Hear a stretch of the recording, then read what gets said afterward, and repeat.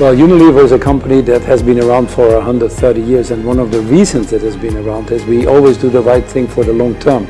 China, I think, will win longer term because it takes a longer term perspective.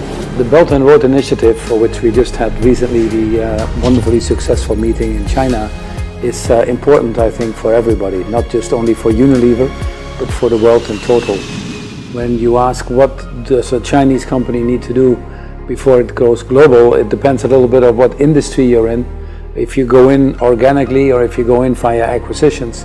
But first and foremost, you need to do your homework and understand the countries that you're going in, understand the culture of the countries.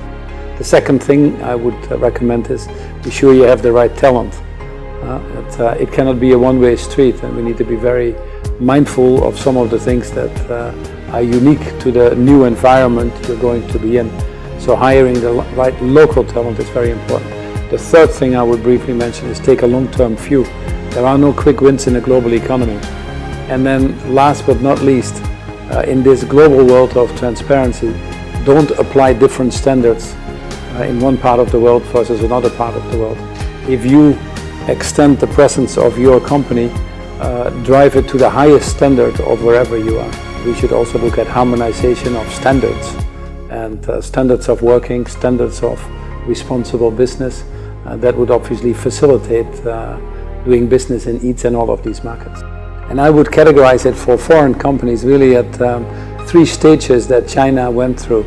Stage number one was China opening up, so let's all go in and rush. And it was easy to get incremental turnover if you want to. But most companies found out that you still need a profound strategy if you want to be long-term successful.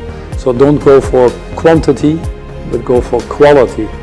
So companies that operate in China need to first and foremost understand the Chinese consumer, but also be very agile to learn a little, spend a little, learn a lot, I would say, and do a lot of experimentation, but be very fast and with adapting their model.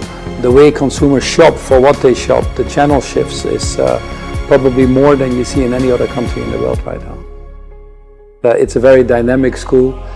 Your focus on innovation, your focus on excellence, consciousness, and then doing this in an international context will indeed create the leaders that we need for tomorrow.